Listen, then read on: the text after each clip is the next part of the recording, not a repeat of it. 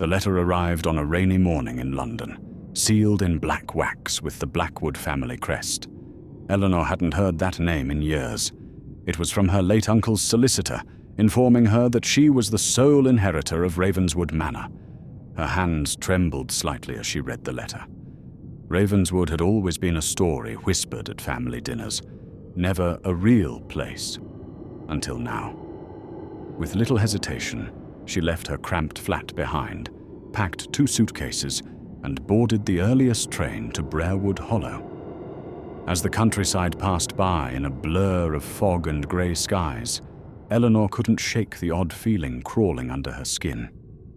Ravenswood Manor loomed at the edge of a dense forest, its tall iron gates wrapped in vines.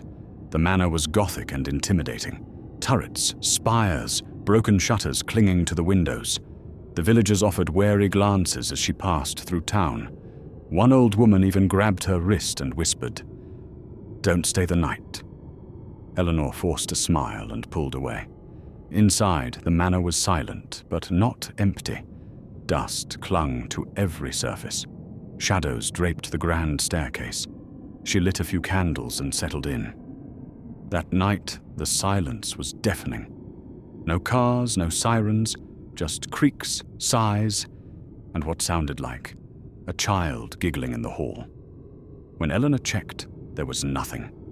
Just an old rocking chair slowly moving. She told herself it was just the wind. But deep down, she felt something had noticed her arrival. By the 3rd night, Eleanor began to notice patterns. Lights flickering exactly at midnight. Whispers that grew louder when she was near the east wing. The air grew colder, and she began seeing her breath inside the house. Doors creaked open on their own. Footsteps echoed from the upper floor when she knew no one was there. Once, she heard a soft lullaby drifting through the halls, even though the manor had no electricity or working radios. She tried to distract herself by exploring. In the library, she found stacks of old books, some written in languages she didn't recognize.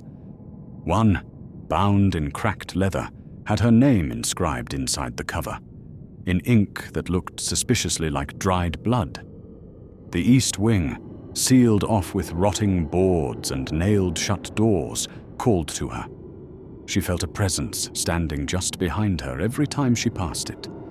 One night, unable to resist, she pried open one of the doors with a crowbar. Behind it was a long corridor, lined with faded paintings. At the very end, she found a room completely intact. Velvet furniture, an old phonograph, and a portrait of a woman who looked exactly like her. When she turned away, the phonograph began to play on its own, the same lullaby. She screamed and fled, but the whispers followed her back to her room. That night, she dreamed of being trapped in a coffin while someone sang from outside the lid. The next morning, Eleanor awoke to find the mirrors in the manor covered in white sheets. She didn't remember doing that. Confused, she uncovered one and gasped. Her reflection stared back with a cold smile, lips curling at a different rhythm than hers. She stumbled back. When she blinked again, it was normal, but the air was thick, charged. Mirrors in other rooms began to fog and crack. She noticed that each mirror, when wiped clean, reflected someone or something else behind her. Shadows moving, faces grinning. She returned to the east wing and found a journal tucked inside the portrait room's drawer. It belonged to her uncle, Archibald. His final entries were increasingly erratic. "The mirror watches," he wrote. "It feeds on resemblance. It wants to become." Eleanor read on. Apparently, the manor didn't just trap spirits. It made copies, hollow copies. They began as reflections, then became real. Archibald claimed he'd seen himself walking through the halls, whispering lies, trying to replace him. His last entry read, "It's inside the mirror now, but not for long." Eleanor closed the journal and turned toward the mirror beside her. Her reflection was gone. Only the empty room stared back. Determined to destroy the mirror, Eleanor followed Archibald's notes down to the mirror chamber in the basement. The walls were lined with ancient glass panels, some cracked, others too clean. Symbols were etched into the floor in chalk, faded with time. At the center stood a mirror covered in black velvet, bound by iron chains. Eleanor tore the velvet away. Her reflection was there. But it wasn't her. It blinked once, slowly, then smiled. Suddenly, Eleanor was pulled forward, trapped inside. On the outside, her reflection blinked again and walked away. She screamed from inside the mirror, her fists pounding the glass, but there was no sound. Inside the mirror world, she saw dozens of others, trapped versions of herself, repeating the same sequence of panic. Then something whispered, "Trade." Her reflection looked over its shoulder and walked away. Hours passed, maybe days. Time didn't work here. Then, in the real world, the mirror cracked. Her true self broke through and stumbled out. The fake one hadn't sealed it properly. She was free, but only barely. Now the mirror was awake. It wanted her again, and it was learning. Eleanor reached out to a spiritualist from the nearby town, a woman named Corvina, who had once survived an exorcism. Corvina arrived with a trunk of ancient tools, bells, salt circles, obsidian daggers. That night, they held a séance in the grand foyer. Candles flared as they began. The air buzzed. A deep, wet breath echoed from the walls. Corvina went stiff. "It's here," she whispered. "It knows you." The floor beneath them pulsed like it had a heartbeat. Suddenly, the mirrors in the room shattered. Wind whipped through the manor, and Eleanor saw herself, hundreds of versions, standing at every broken shard. They moved like dancers, bending backwards, crawling toward her. Corvina screamed and began chanting. Eleanor was told to recite her birth name, not just Eleanor, but her full name, Eleanor Viola Blackwood, again and again. With every chant, the doppelgangers screamed and vanished into mist. At the final chant, the mirror room below exploded in sound. Silence returned. The manor shuddered. But it was not over. For 3 more days, Eleanor prepared for the final ritual, using her uncle's writings and Corvina's guidance. On the full moon, she entered the mirror chamber again. The final step. Blood of the last heir, her own. She sliced her palm and let the drops fall into the center of the floor circle. The mirror screamed, truly screamed, as she recited the incantation. The glass turned black, pulsing like a living heart. Her reflection, every version of her, stood frozen inside, staring. Then, one by one, they shattered, and the mirror became stone. Corvina helped Eleanor board it up behind brick and plaster. The curse was sealed. For now. The house fell silent, and for the first time since arriving, Eleanor slept without dreams.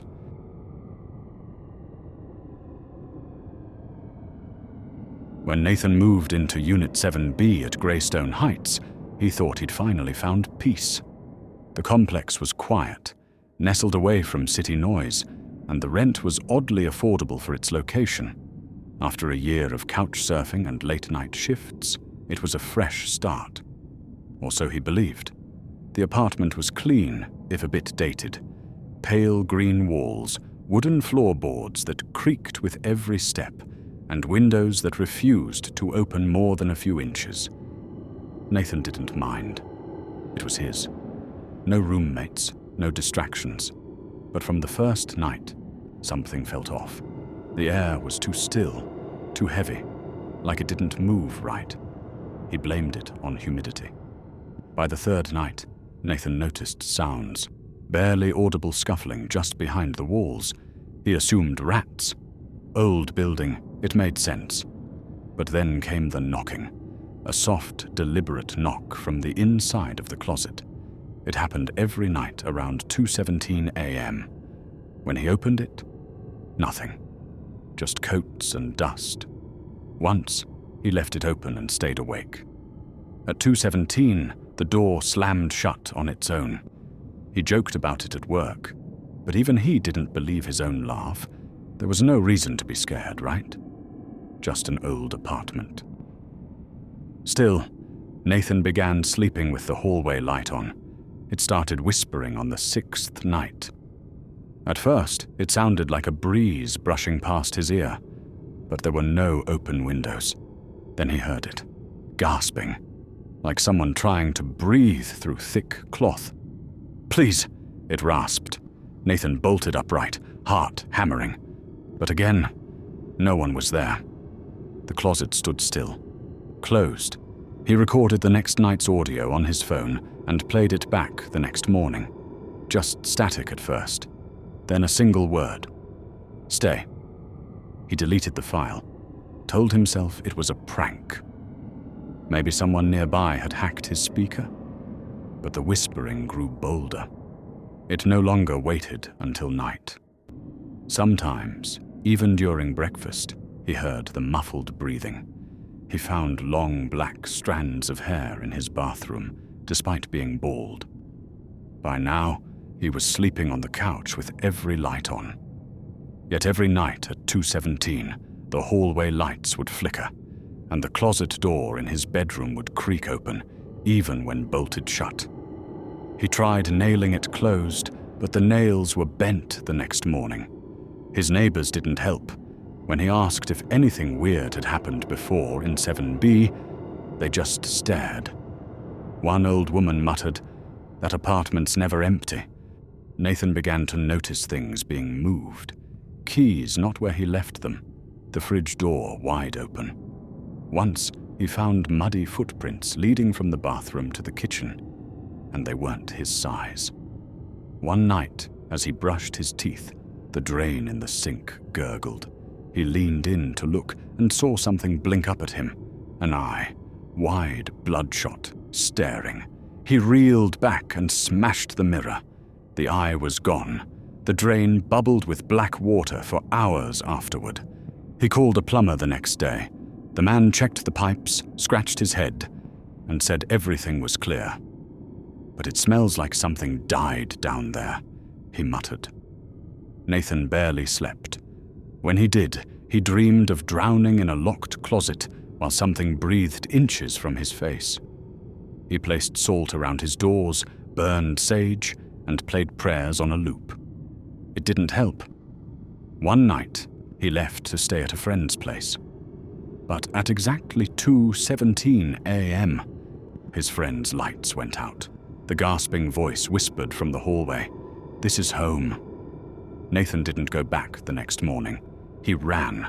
Unable to bear the unknown any longer, Nathan visited city archives and dug into the history of Unit 7B. What he found chilled him.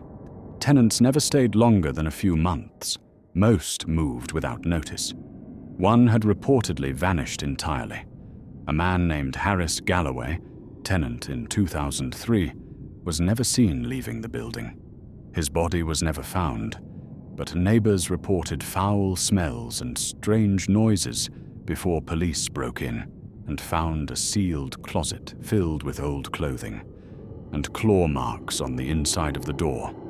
The apartment was repainted and leased again. Nothing officially filed. Nathan confronted the landlord, who turned pale when he mentioned the whispering. "I thought it stopped," he said, trembling.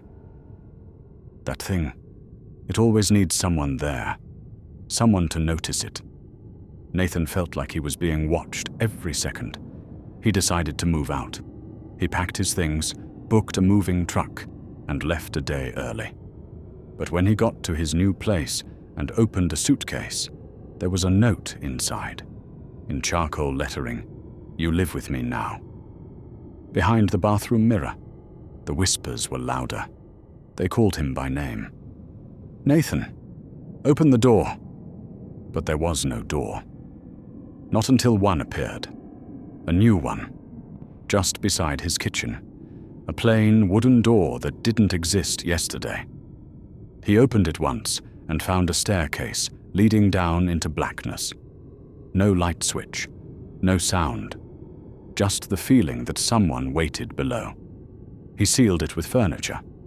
But at 2:17 a.m. it opened anyway. The next night, he tied a camera to the doorknob. What he saw the next morning made his blood run cold. From 2:16 to 2:19, the video went black. When it resumed, the camera faced him. Somehow, it had been moved to the edge of his bed. He decided to burn the door, but the fire wouldn't catch. Instead, it bled. Thick, black ichor dripped from the knob. He vomited and passed out. When he woke, it was morning. The door was gone.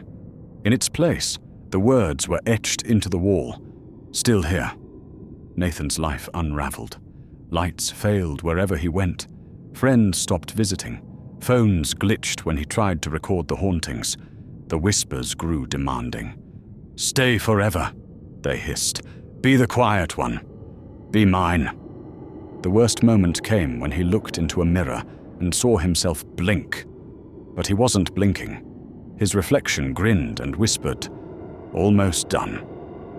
One night, desperate and delirious, Nathan returned to Unit 7B to burn it down. But the apartment was sealed, as if it never existed. The hallway stopped at Unit 7A. The building manager swore, "There is no 7B." But Nathan still hears the knocking, every 2:17 a.m. No matter where he isn't alone anymore.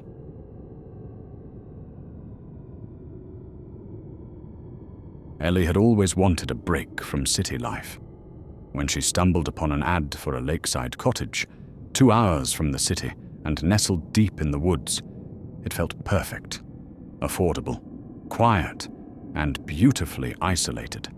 A place to write, to heal, to escape the noise. The owner, an older man with sunken eyes, barely spoke as she signed the lease. The only thing he said was, "Close the window every night, no matter what you hear." She laughed it off. It was probably about bears or bugs. But the window in question wasn't just any window. It was long, narrow, and unusually low to the ground. It faced the woods and was locked with 3 rusty latches. It didn't even have a screen, just thick glass that seemed to vibrate in the silence of the night. The first few days were uneventful. Ellie wrote in peace, walked by the lake, cooked her own meals. The calm was almost unnatural. But on the 5th night, she noticed the window was unlocked. She was sure she had latched it. Shrugging it off, she clicked it shut and went to bed. Around 3 a.m., she awoke to a sound like fingernails on glass. The sound persisted for over 5 minutes. Ellie froze in bed, her ears straining. The scraping was slow and methodical, like someone tracing shapes on the glass. She got up the nerve to peek from her bedroom doorway. In the moonlight, she could see it clearly. Smudges on the inside of the window. Not outside. Inside. She bolted to the living room. The window was closed, but the latch was undone, and pressed against the glass were 6 greasy fingerprints, elongated, crooked, like something wasn't quite human. Ellie cleaned the glass, locked it again, and stayed up until morning. She checked the locks obsessively after that. But each morning, the same marks returned, as if something, or someone, was trying to come in, or had already been inside. On the 7th night, she heard a voice through the window. Software hoarse. "Let me in." Ellie stopped sleeping altogether. She blocked the window with furniture, even nailed wooden boards over it. But every night, something knocked. Always at 3 a.m.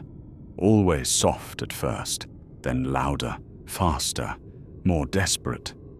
Sometimes it whispered her name. One morning, she found all the boards removed and stacked neatly beside her bed. In a panic, she searched the attic, hoping to find something, anything to explain the madness. Among boxes of old books and tools, she found a black and white photo album. The first few pages showed the cottage in its early days, happy families, fishing trips, children playing in the woods. Then came a page with no caption, a photo of a man standing right outside the window, his face pale, blurry, with eyes that seemed too wide for his skull. More pages followed, different photos, different people, but the same man, always by the window, watching. The last page was empty, except for a single caption handwritten in red ink. "He comes when you forget the rules." Terrified, Ellie tried to leave the cottage, but her car wouldn't start. The engine was fine the day before. She called for help, but the signal was weak. Call failed. She hiked down the dirt road, but somehow kept circling back to the same trail. Time felt distorted. The sun never fully rose, always hidden behind thick clouds. Desperate, she walked to the edge of the lake to think. That's when she saw it, a tall, hunched figure standing waist-deep in the water. Its face was covered by black hair, its body bloated, skin dark and wrinkled like waterlogged wood. When she blinked, it was gone, but ripples remained.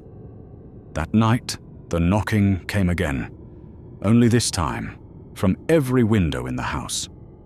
She sat trembling, shotgun in hand, listening to the sound of footsteps pacing the perimeter outside.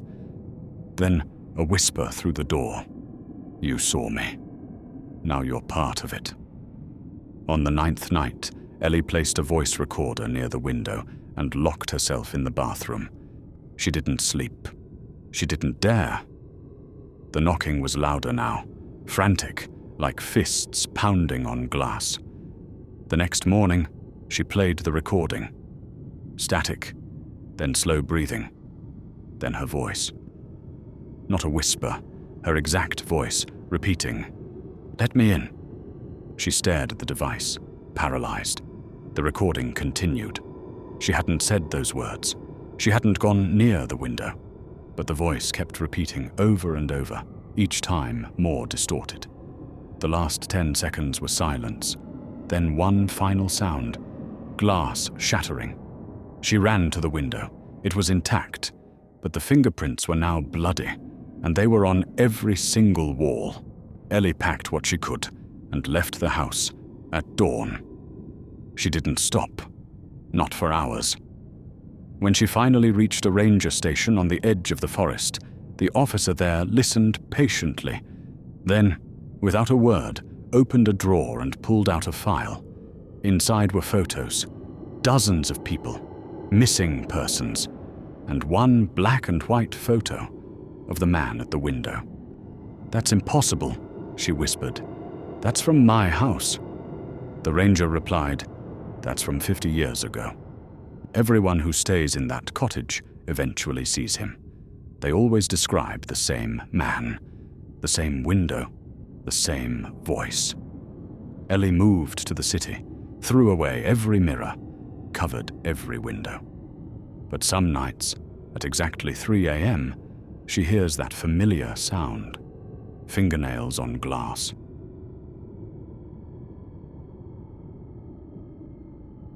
Lucas had been a truck driver for years. Long stretches of lonely highways were his job, and it had never bothered him. He found peace in the solitude, the hum of the engine, the steady rhythm of the road beneath his wheels.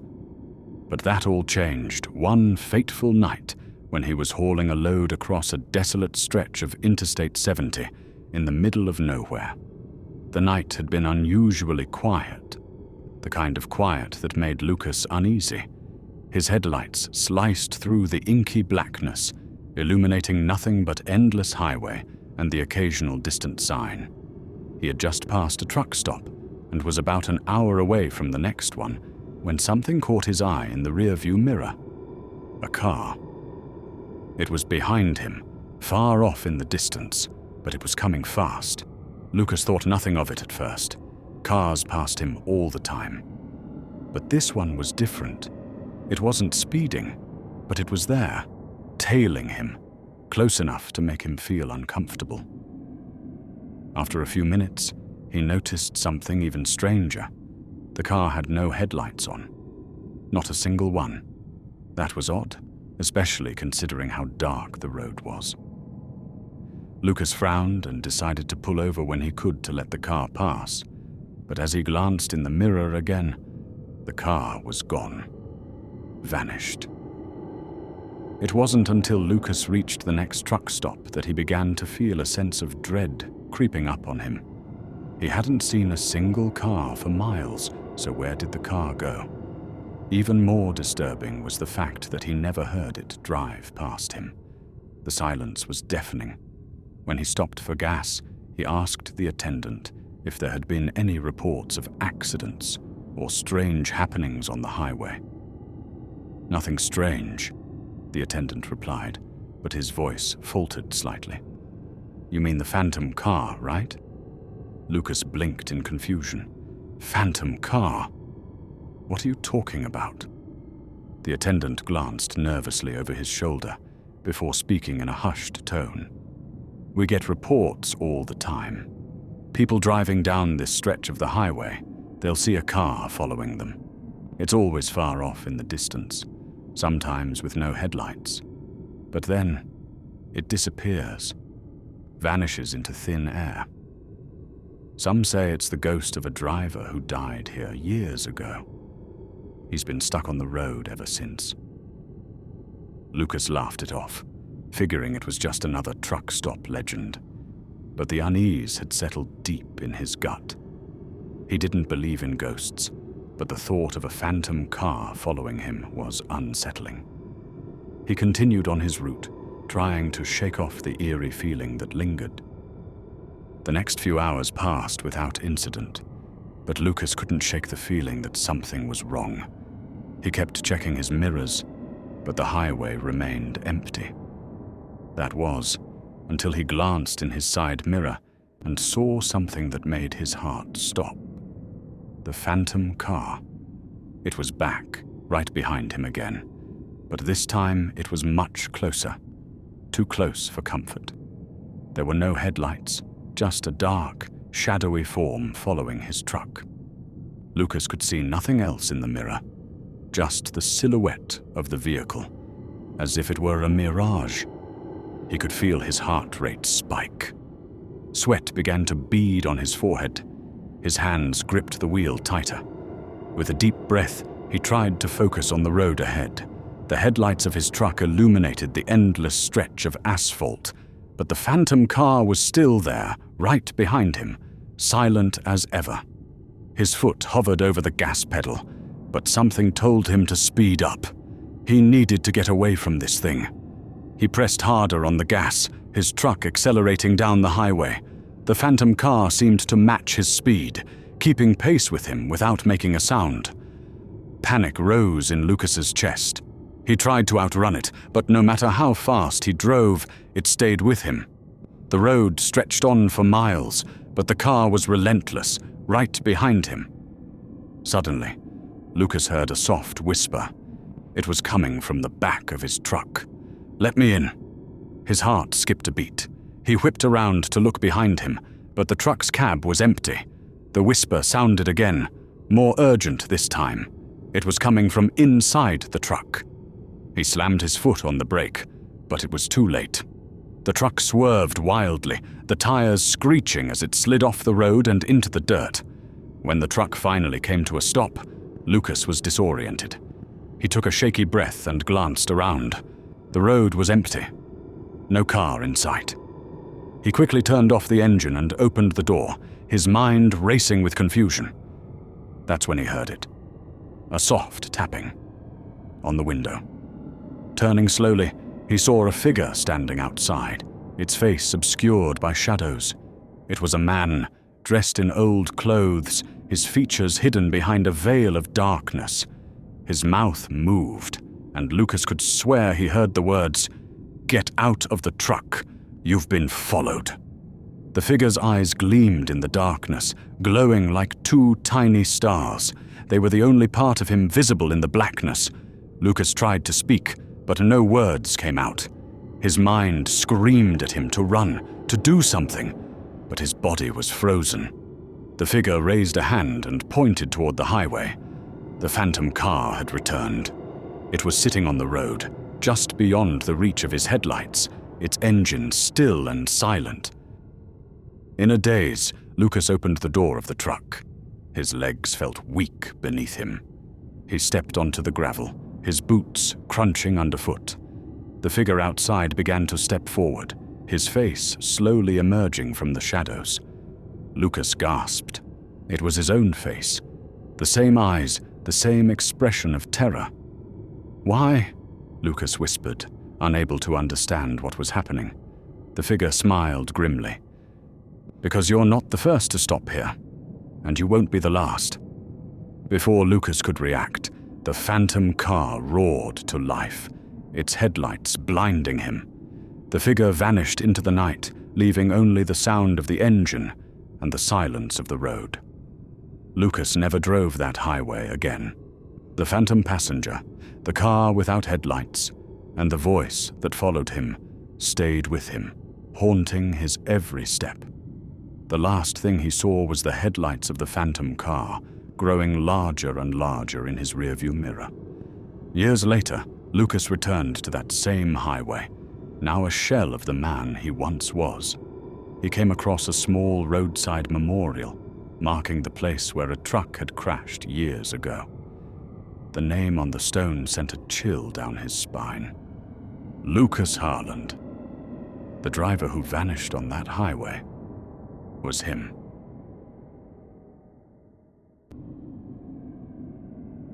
It had always been a dream for Adam to buy a grand old house, the type of house that had history, character, and mystery. When he found the property tucked away on the outskirts of town, the price was shockingly low. Too low, in fact. But Adam didn't care.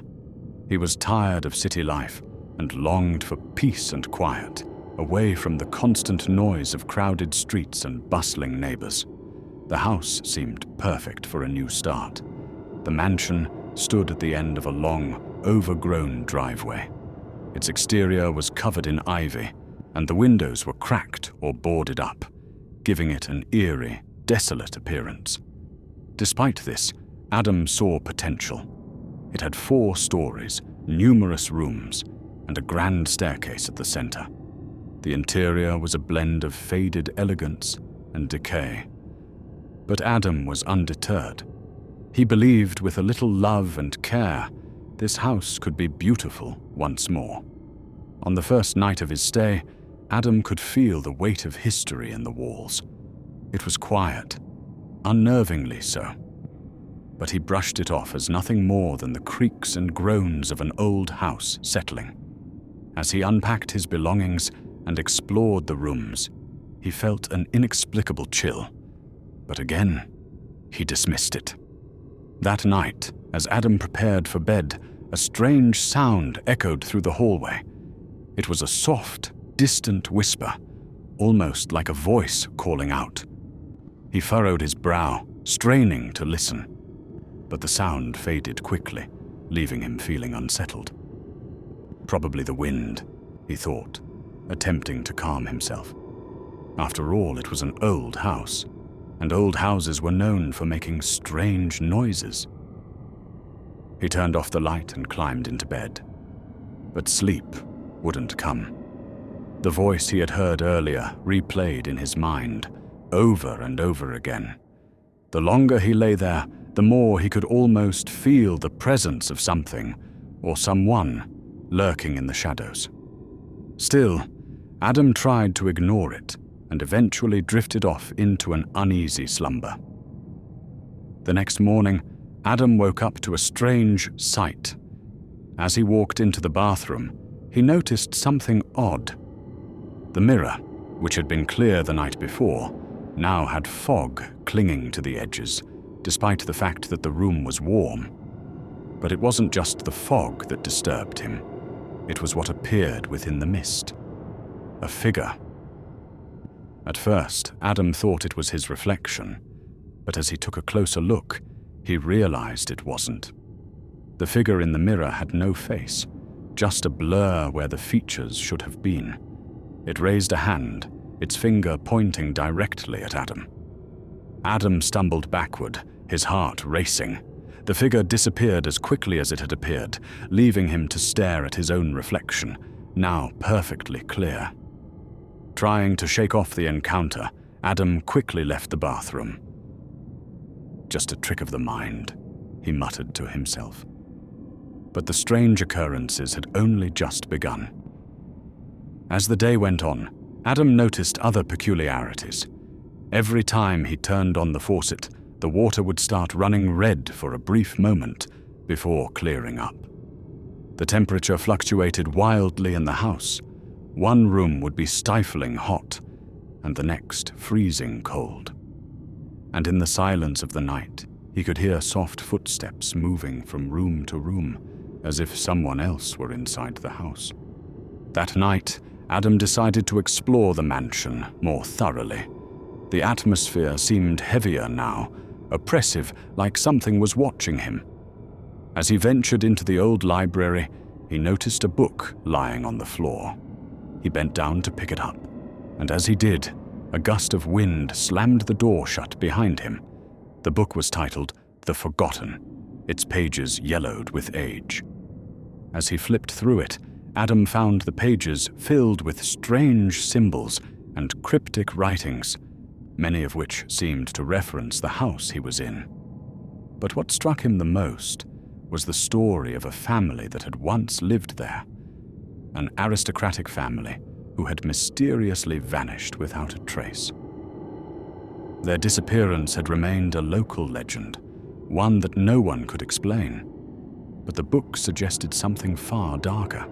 The house itself was alive, feeding on the souls of those who dared to enter. Late that evening, Adam began to feel a strange compulsion to explore the house further. He couldn't stop himself from walking down darkened hallways or peering into abandoned rooms. Each step he took seemed to lead him deeper into the heart of the mansion. He could sense that something was waiting for him, something that had been there long before he arrived. It was as if the house was alive, breathing, watching. And then he heard it, the whispering again. But this time, it wasn't distant. It was close, right behind him, in the air. Turning around quickly, Adam was shocked to see the figure from the mirror standing in the hallway. It was real this time, standing there with its faceless gaze fixed on him. The air grew cold and the lights flickered. The figure opened its mouth, and Adam could hear its voice, though the words made no sense. It was speaking in a language he didn't recognize, its tone filled with desperation and malice. Before Adam could react, the ground beneath him began to tremble. The walls seemed to pulse with energy. The house was alive, and it was angry. The figure reached out toward him, its fingers long and twisted, ready to grab him. But just as it touched his shoulder, the ground collapsed beneath him, and Adam fell into darkness. When Adam regained consciousness, he found himself in a strange, distorted version of the house. The walls were no longer solid, but seemed to be shifting, melting and reforming as if they were made of liquid. The air was thick with an oppressive energy, suffocating him. It felt like the very fabric of reality was warping around him. He tried to scream, but no sound escaped his mouth. Every room he entered only led to another identical room, each one more suffocating and oppressive than the last. It was as if he was trapped in a maze that would never end. In the center of the house stood the figure, watching him from the distance. But now, Adam could see its face, twisted, decayed, its eyes hollow and black. The figure was no longer faceless. It had become something far worse. Its mouth stretched open unnaturally wide, and it let out a scream that shook the very foundations of the house.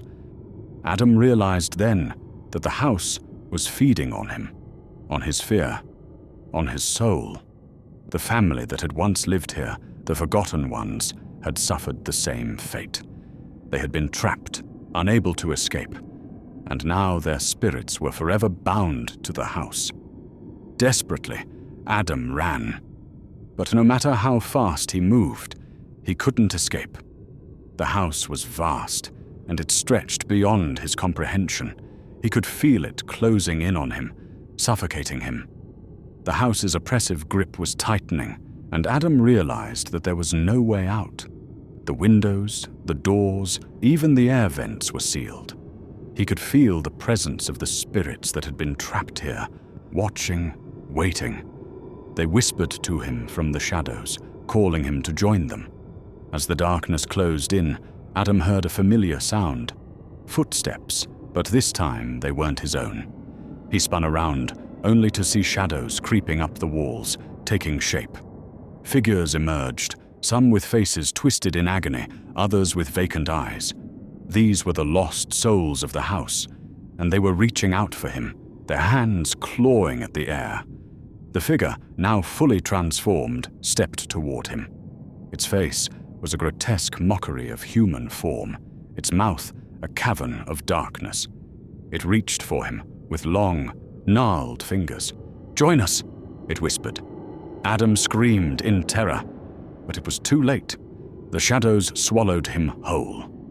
Years later, the house remained abandoned, its doors locked, its windows shattered. Some say the house still calls to those who are desperate for answers, pulling them into its grasp. And some say Adam's voice can still be heard at night, whispering from within the walls.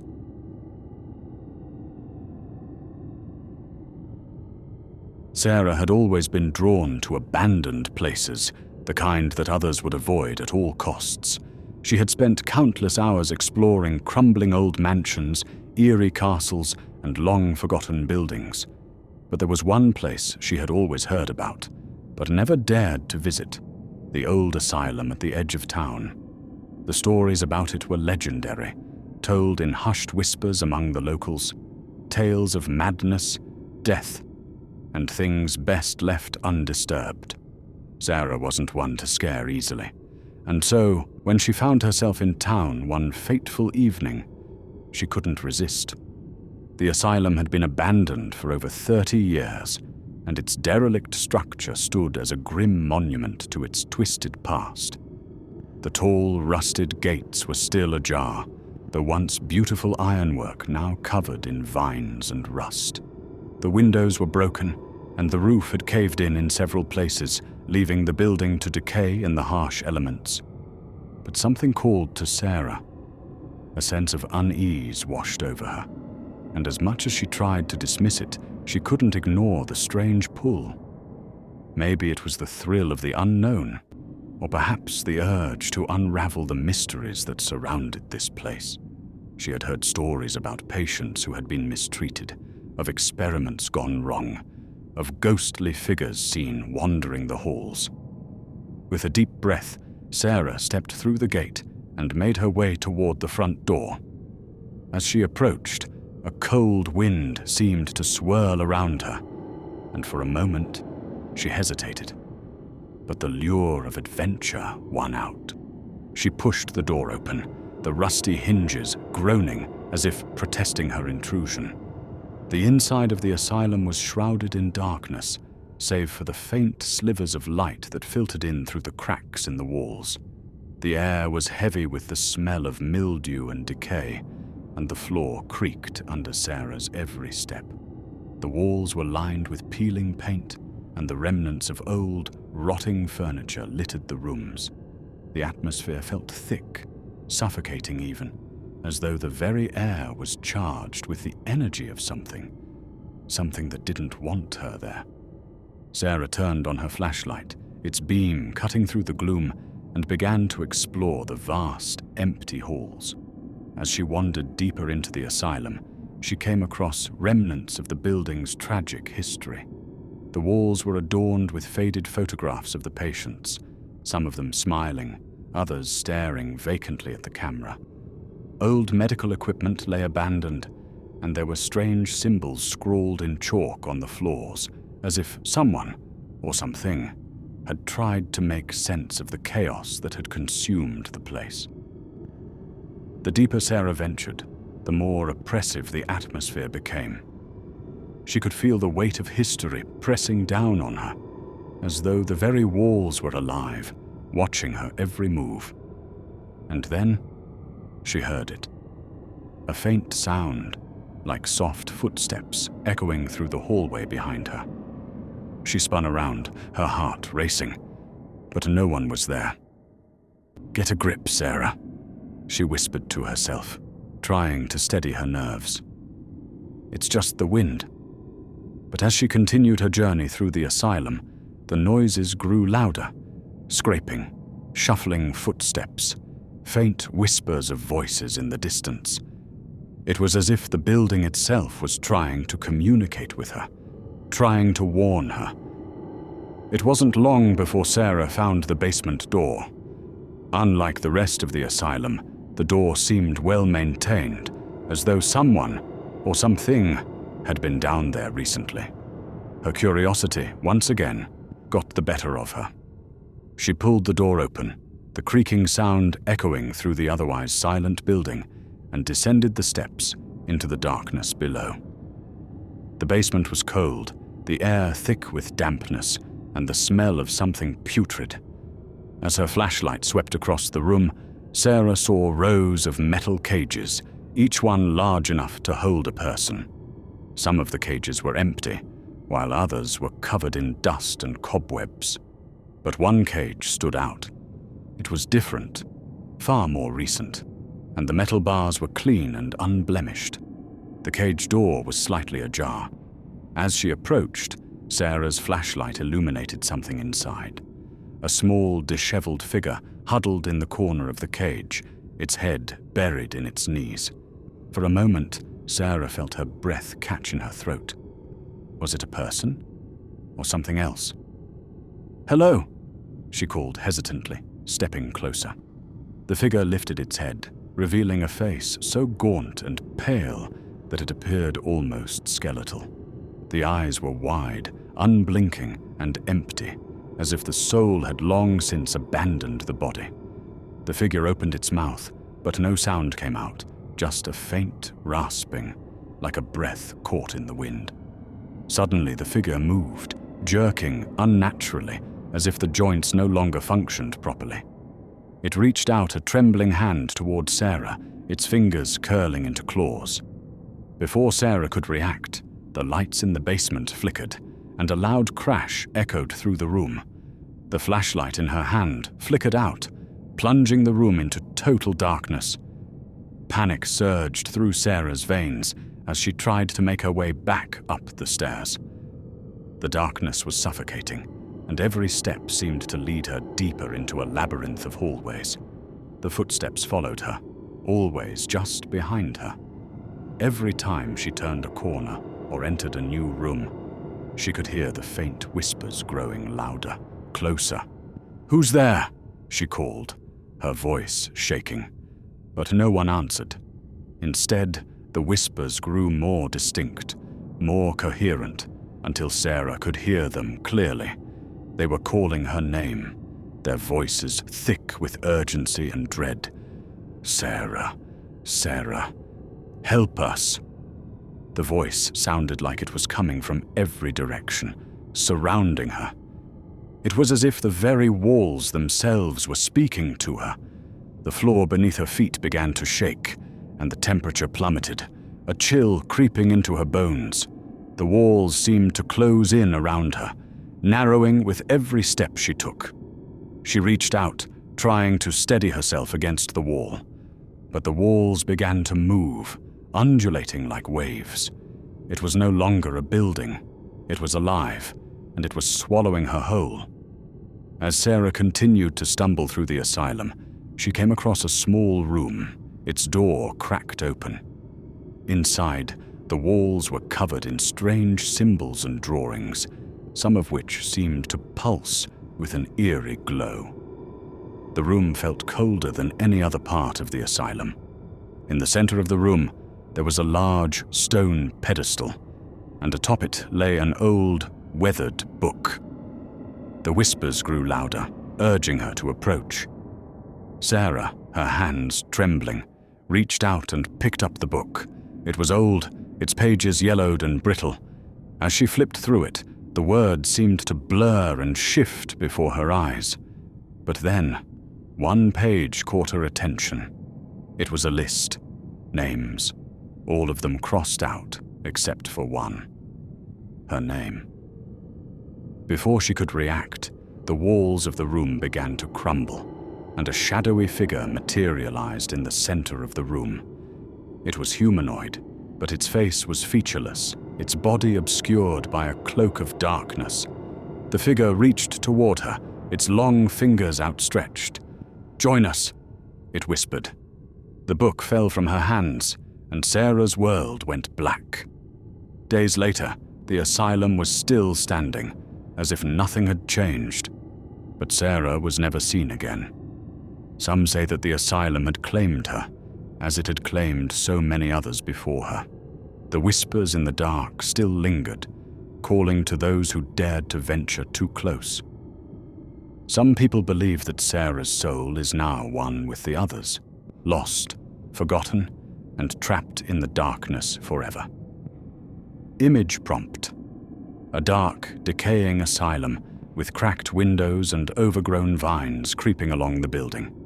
Shadows move across the windows, and the faint outline of a figure can be seen standing inside.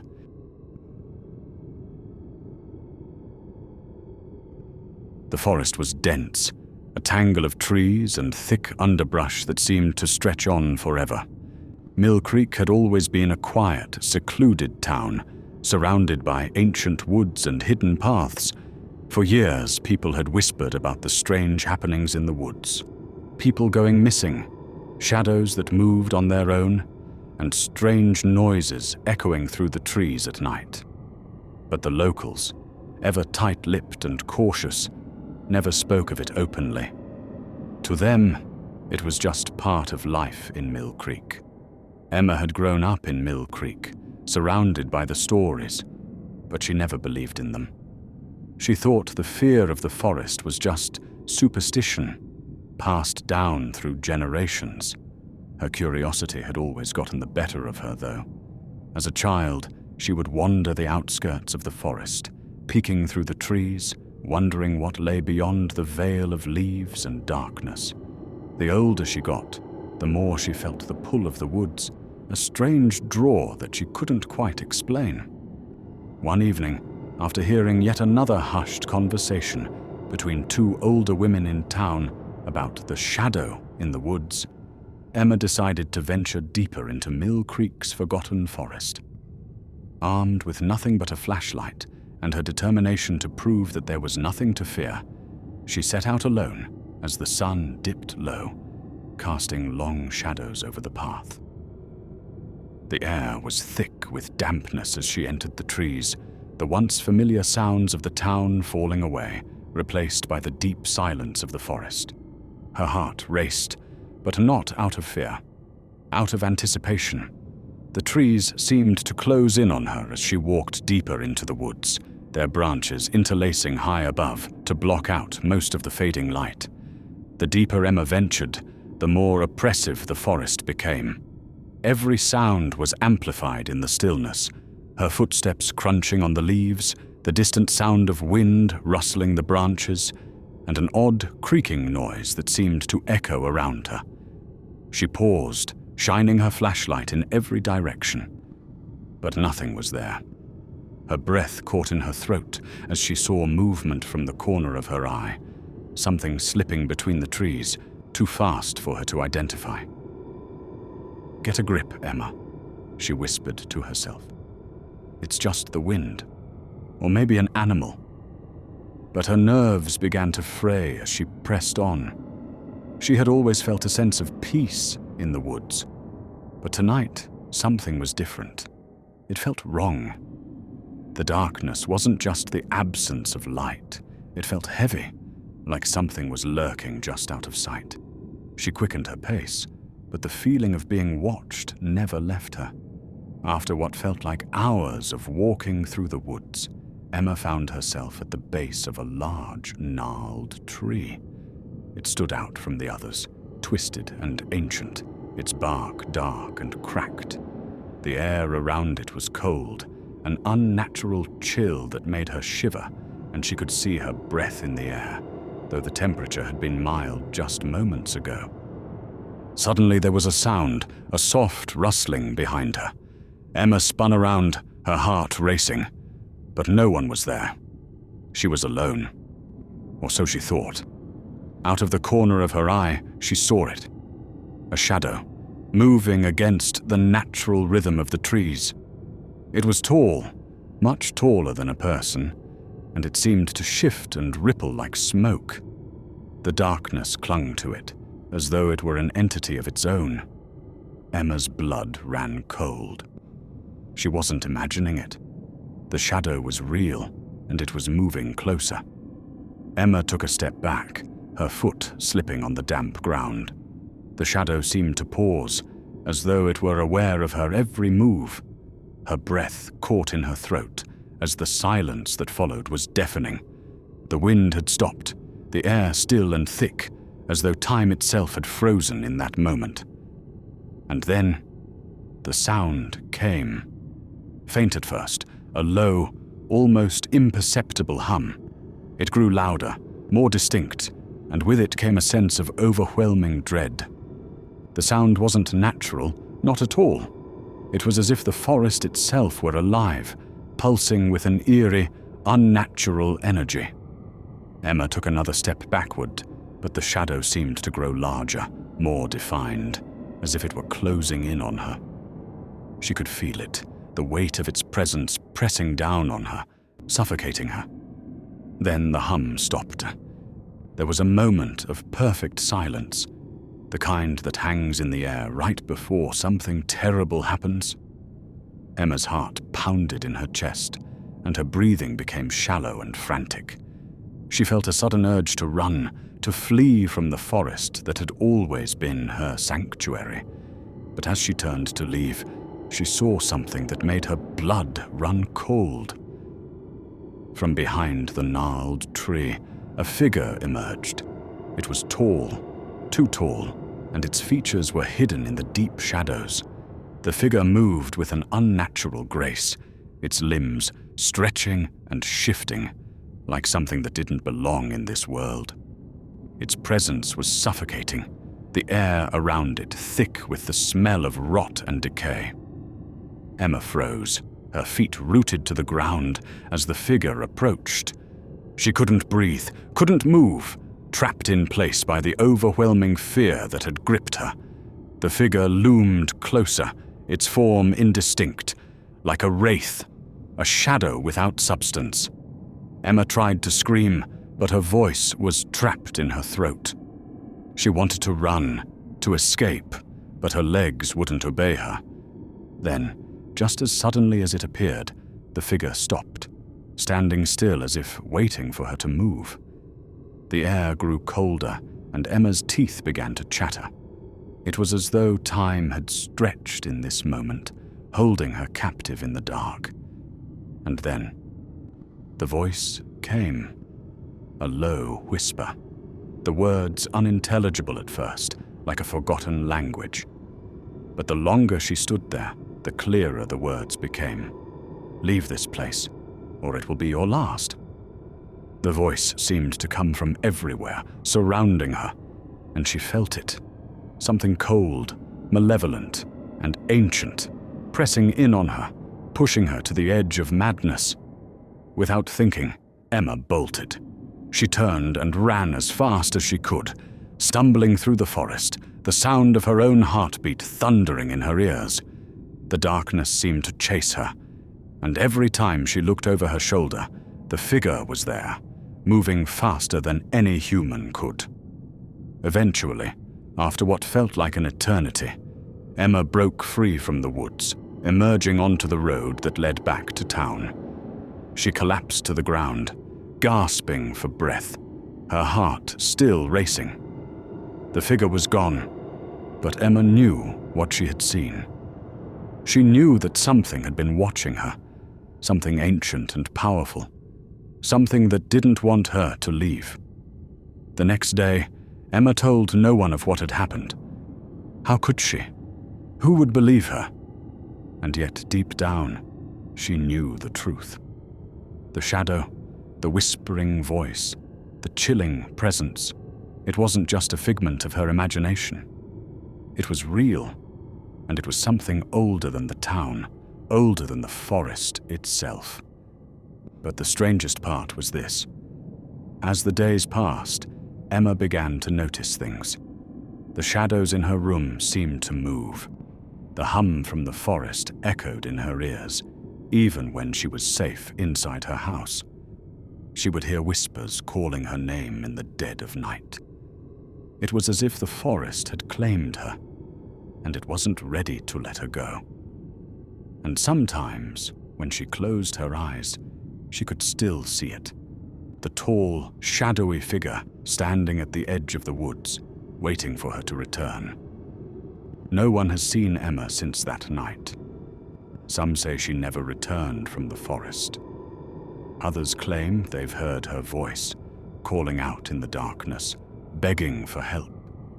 But no one dares to venture into the woods to find her.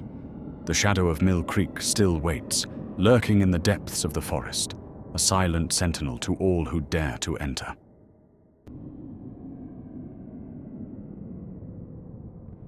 When Claire and her husband, Derek, moved into the old house on Maple Street, they thought they were getting a steal. The house was spacious, with high ceilings, large windows, and enough room for their growing family. It had been on the market for months. The price dropped significantly from its original asking price, which seemed like a blessing. The couple had been looking for a place just like this, and now they could finally afford it. The house had a history, as all old houses do. Derek had done a quick check online and found that it had once belonged to a family who had moved away under mysterious circumstances. No one knew much about what happened to them, but rumors floated around town about strange occurrences in the house, lights turning on by themselves, doors slamming shut, and strange noises coming from the attic. But Claire and Derek weren't concerned with the rumors. They were excited to start fresh in their new home, and the occasional creak of the old wooden floors didn't bother them. It felt peaceful, calming even, like the house was welcoming them. That was until Claire began to notice something strange. It started with the lights. At first, it was just the living room light flickering, but then it became more frequent. Claire would walk into the room, and the light would flicker on and off without any apparent reason. Derek thought it was just an issue with the wiring, and they promised to get an electrician to check it out soon. But then, the doors began to behave strangely.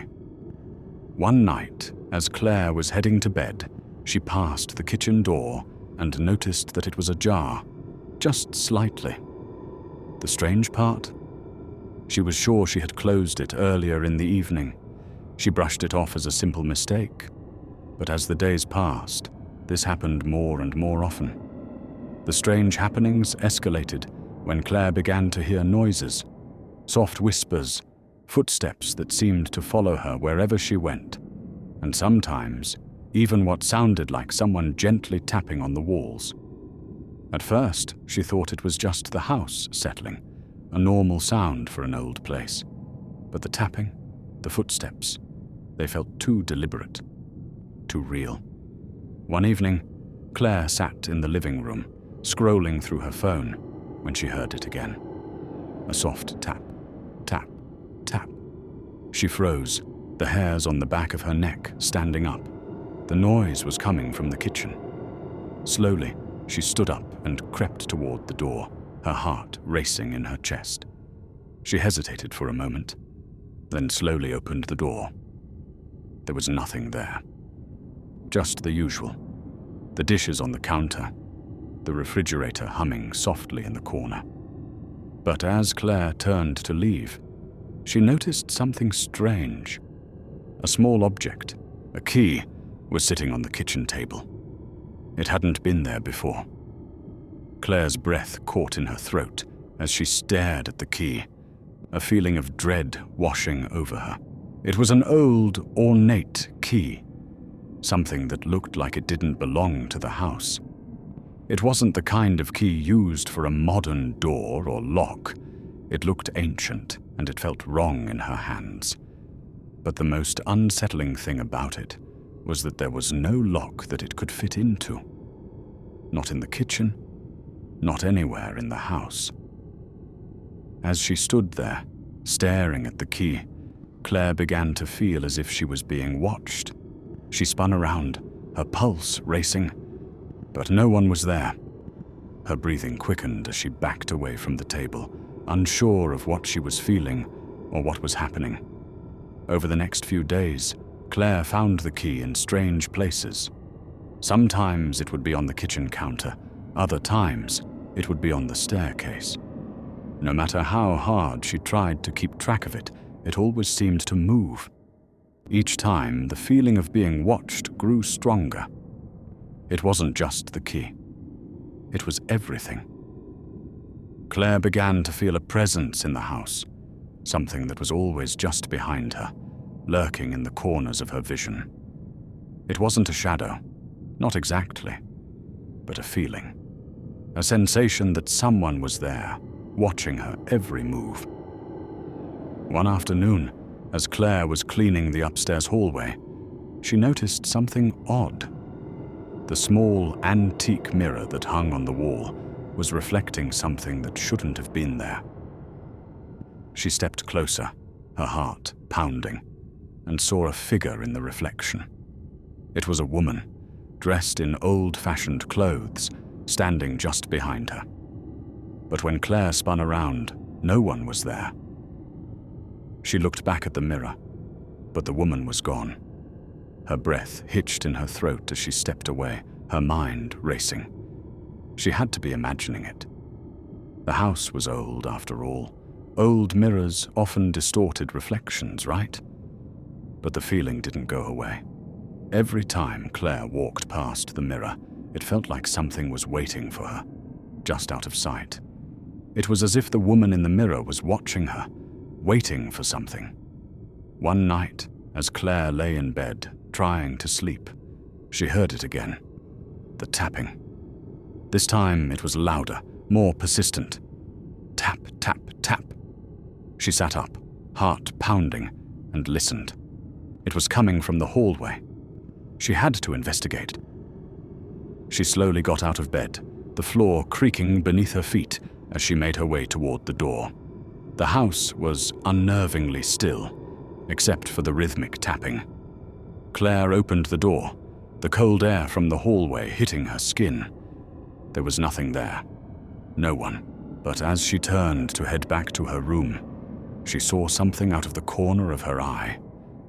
Standing at the end of the hallway was a figure, a tall man, his face obscured by shadow. He was standing still, motionless, just watching her. Claire's heart stopped in her chest. She opened her mouth to scream, but the words didn't come. She felt paralyzed, unable to move, unable to speak. Then, just as suddenly as it appeared, the figure was gone. Claire blinked and rushed to her room, slamming the door behind her. The figure in the hallway was not the only strange thing that night. Claire began hearing whispers, low and unintelligible, drifting from the shadows. She could hear them in every room, at all hours of the day and night. The whispers seemed to be calling her name, urging her to come closer, to follow them. And the key, the mysterious key, was still appearing in strange places, always somewhere she had already checked. It had become a symbol of something darker, something that Claire could not escape. Each night, the figure would return, standing at the end of the hallway, watching her from the shadows. No matter how hard Claire tried to ignore it, she couldn't shake the feeling that it was growing closer. On the final night, Claire couldn't take it any longer. She had to leave the house. She had to get away from the oppressive presence that had taken hold of her. But when she reached for the door, she saw it. The figure was standing at the foot of the stairs, blocking her way. Its face was still hidden, but it was taller now, towering over her, its form stretching upward into the darkness. Claire screamed, but no sound came out. She reached for the door again, but it wouldn't budge. The figure slowly stepped forward, its presence overwhelming. And just like that, it was gone. The next morning, the house was empty. Claire and Derek had disappeared, leaving behind only an old, ornate key and the whispers that still echoed through the empty halls.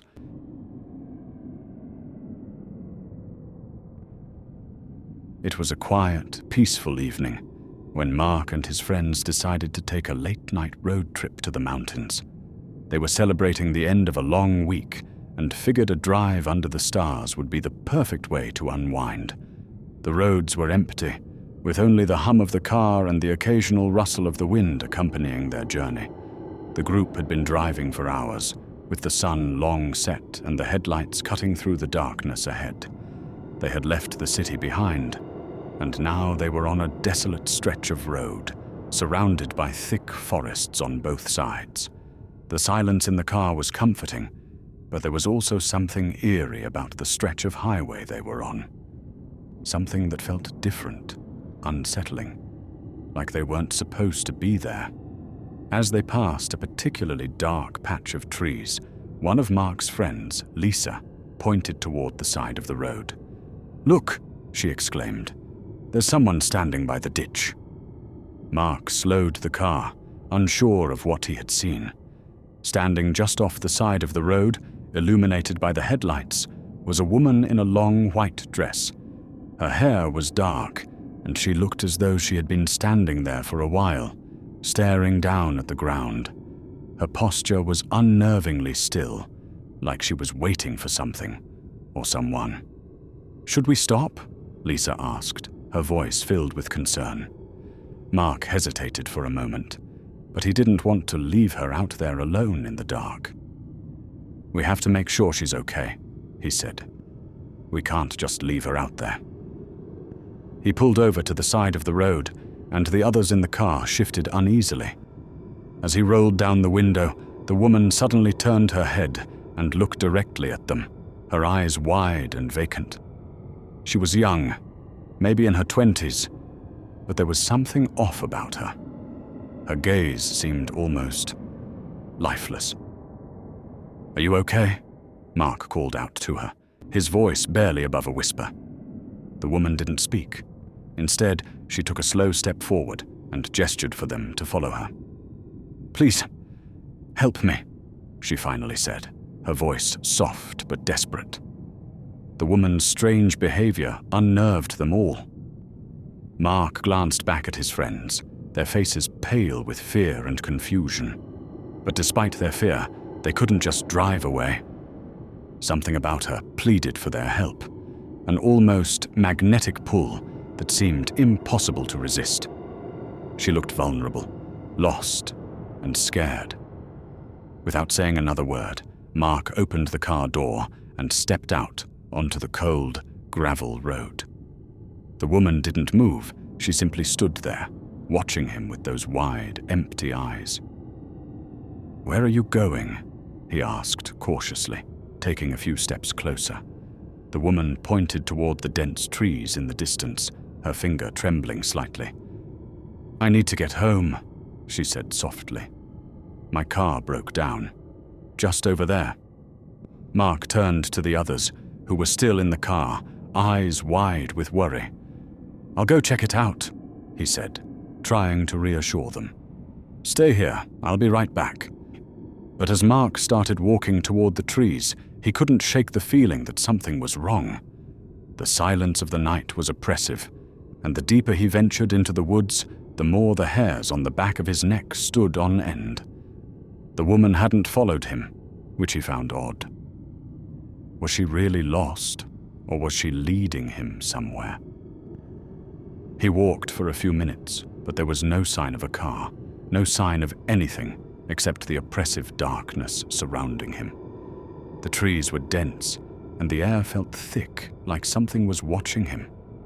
Mark started to feel uneasy, as if the woods themselves were closing in around him. Then, just as he was about to turn around, he heard a voice. It was faint, coming from somewhere in the distance. "Help me." Mark froze. The voice sounded like it was coming from the same woman. But this time, it wasn't in front of him. It was behind him. He spun around, heart pounding in his chest, but there was no one there. Mark's heart raced as he stood in the middle of the dark woods, the eerie voice echoing in his mind. His first instinct was to run back to the car, but his legs felt heavy, as though the ground itself was pulling him down. The fear in his chest grew stronger. He had to get back to the others, back to safety. Turning quickly, he sprinted toward the direction he had come from, his breathing frantic. But as he reached the place where he had first seen the woman, the road was empty. Mark's breath caught in his throat as he looked around. There was no sign of her anywhere. His mind raced as he searched the dark stretch of highway, but the more he looked, the more unsettling it became. The woman had disappeared, vanished without a trace. The headlights from the car still illuminated the road, but there was no sign of anyone, not even her footprints. Suddenly, Mark's phone buzzed in his pocket. His heart skipped a beat as he pulled it out, seeing an incoming call from Lisa. "Mark, where are you?" Her voice trembled through the phone. "We heard a noise. We heard footsteps. Get back here, please!" Panic surged through Mark. The others were scared. They wanted him back. "I'm coming," he said, quickly hanging up. He turned to run back to the car, but something stopped him in his tracks. He felt a chill down his spine, the hairs on his neck standing up as he heard footsteps behind him, slow and deliberate. He turned around, but there was no one there. When Mark finally reached the car, he was shaking. His friends were inside, their faces pale with worry. "Where's the woman?" Lisa asked, her voice filled with concern. Mark opened his mouth to speak, but he couldn't form the words. He tried to explain what happened, but every time he did, his story sounded more and more unbelievable.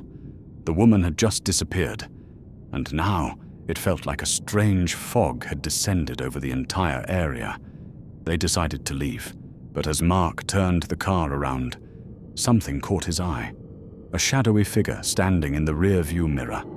He glanced back quickly, but the figure was gone. A chill ran through him as he slammed his foot on the gas pedal, speeding away from the desolate road. For the rest of the night, Mark couldn't shake the feeling that they weren't alone, that something was following them, watching them. The roads that had seemed so calm now felt suffocating, the darkness stretching endlessly in every direction. When they reached the city and Mark dropped off his friends, they all agreed. There was something about that road, something unnatural. But no one could explain it. The woman, the voice, the disappearing figure. It all felt like a dream, yet Mark knew it wasn't. He had seen it, felt it, and deep down, he couldn't shake the haunting thought that they had driven through something far darker than a deserted highway. The next morning, Mark decided to go back to find answers. He returned to the road with Lisa by his side. It was daylight now, and the place looked entirely different, almost normal. But as he drove down the same stretch of highway, his heart began to race. Then, they saw it. Just ahead, standing by the same patch of trees, was the woman in the white dress. Mark slammed on the brakes, but when he looked again, she was gone. They never spoke of that night again. But Mark knew one thing for sure. There was something supernatural that had followed them, something that couldn't be explained, and it haunted him long after. A year later, Mark found an old article online. It was about a woman who had been killed in a car accident on that very stretch of highway years before. The strange thing? It was the same woman Mark had seen, and according to the article, she had been found near the trees. Her body had vanished without a trace. The haunting had been real, and the woman was still out there, waiting for someone to help her.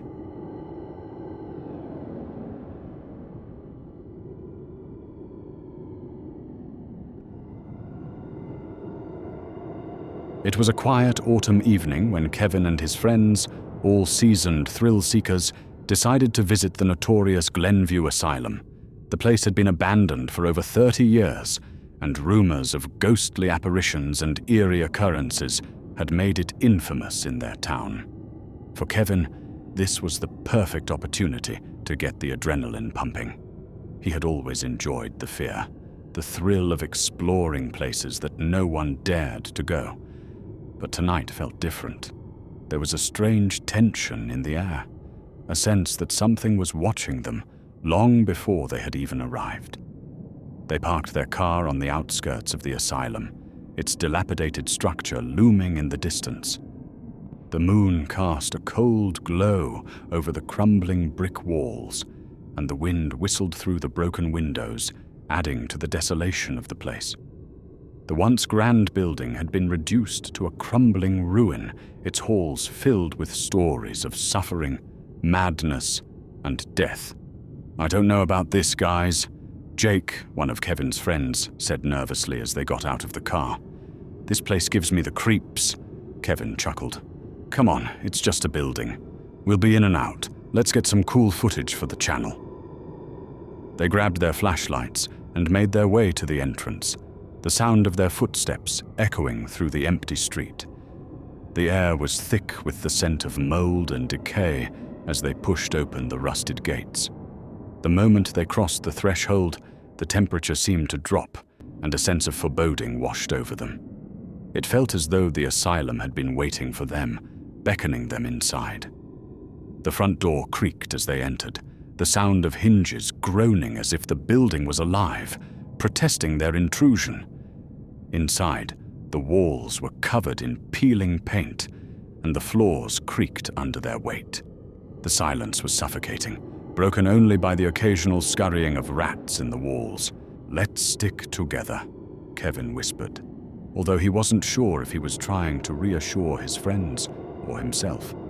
The further they ventured into the asylum, the more uneasy they felt. They passed abandoned rooms, empty hallways, and eerie remnants of a place long forgotten by the outside world. In one room, old hospital beds lay overturned, some with rusted metal frames twisted out of shape. The floors were littered with torn papers, remnants of patient records, and bits of broken furniture. But it wasn't the desolation that unsettled them most. It was the overwhelming feeling that they weren't alone. There was an energy in the air, a presence that seemed to be following them, watching them from the shadows. Kevin turned to his friends. "Did you hear that?" The others stopped and listened. At first, there was nothing. Then, faintly, from down the hall, a soft whisper floated through the air. It was barely audible, but it sent a chill down their spines. "What was that?" Jake asked, his voice trembling.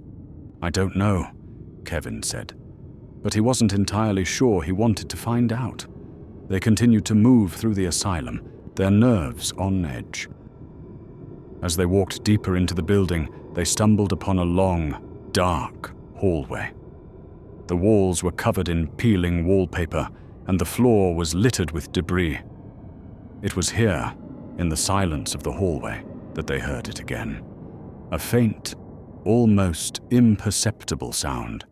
"Help!" The whisper echoed softly, like a voice from a distant memory. Kevin froze in his tracks, and his heart skipped a beat. "Did you hear that?" he whispered urgently. This time his friends heard it too, a desperate plea for help, coming from somewhere deeper within the asylum. It was faint, but it was unmistakable. "We need to leave," Jake said. panic creeping into his voice. This place is not right. But Kevin, driven by his curiosity and need for the perfect shot, refused to turn back. We have to check it out. We can't leave without investigating. Against Jake's protests, Kevin pushed forward, the others reluctantly following him down the corridor. As they reached the end of the hallway, they found a door that was slightly ajar. A low, eerie moan came from behind it, and the air grew even colder. Without a word, Kevin pushed the door open, and they all stepped inside. The room was dimly lit by a single, flickering bulb hanging from the ceiling. It looked like an office, the desk covered in old papers, dust, and forgotten files. But it wasn't the room itself that caught their attention. It was the figure standing by the window. A woman, dressed in a tattered hospital gown, was staring out into the darkness. Her long, disheveled hair covered her face, and her hands were pressed against the glass, as though she were trapped inside the room. The woman didn't move, not even when Kevin spoke. "Hello?" he called, his voice trembling. "Are you okay?" The woman didn't respond. She simply continued to stare out the window, her eyes vacant and hollow. Suddenly, the temperature in the room dropped even further, and the air felt suffocating. The woman turned her head slowly toward them, her eyes wide with terror.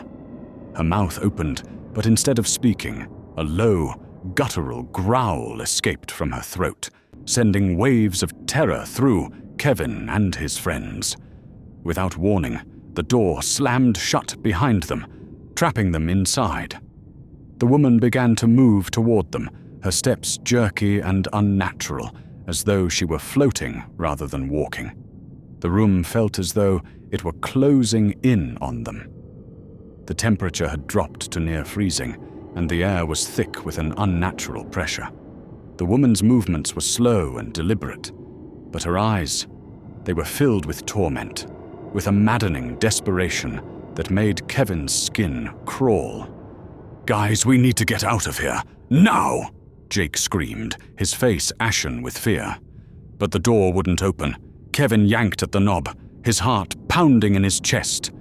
But it was as if the door had become one with the walls. There was no escape.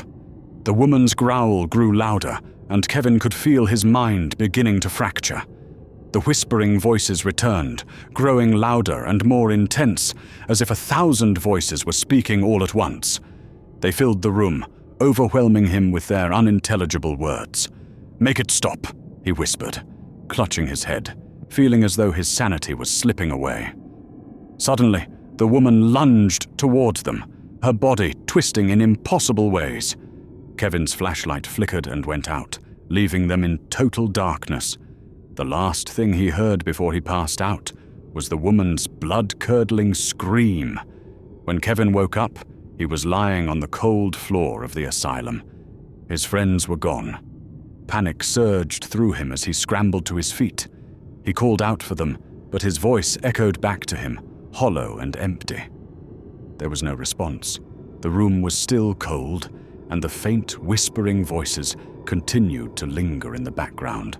The walls seemed to close in on him, making it difficult to breathe. He had no idea how much time had passed, but he knew one thing: he had to get out. He stumbled toward the door, the latch giving way this time. He rushed out into the hall, but it felt like the asylum itself was alive, twisting and shifting as he ran through its endless corridors. The oppressive darkness clung to him, and the whispers seemed to follow him wherever he went. It wasn't until Kevin burst through the front doors of the asylum, gasping for breath, that he felt a sense of relief. The cold night air filled his lungs, and the sounds of the outside world returned. But even as he ran to the car, he could still feel the presence of the woman, watching him from the asylum's dark windows. And when Kevin looked back one last time, he saw her, her face pressed against the window, staring at him with eyes filled with endless, incomprehensible sorrow. The next day, Kevin's mind was a whirl of confusion and fear. He tried to convince himself it had all been a hallucination, but deep down, he knew it wasn't. He couldn't explain what happened in the asylum, and every time he closed his eyes, the woman's face would flash before him. Then, several weeks later, Kevin received a letter. It was postmarked from the town where the asylum was located, but the return address was untraceable. Inside, the letter simply read, "I'm still here. I'm waiting." The handwriting was jagged, barely legible, and the ink seemed to be smeared as if it had been written in haste. Kevin didn't know what to make of it, but he couldn't shake the feeling that the woman was still watching him, still waiting for him to return. Kevin never went back to the asylum. He couldn't, but the memories of that night haunted him for years to come. He lost contact with his friends after that, and though he tried to live a normal life, he could never escape the feeling that something was following him. Something dark, something waiting. And one fateful night, when the wind howled outside his window, Kevin received another letter, this time with no return address.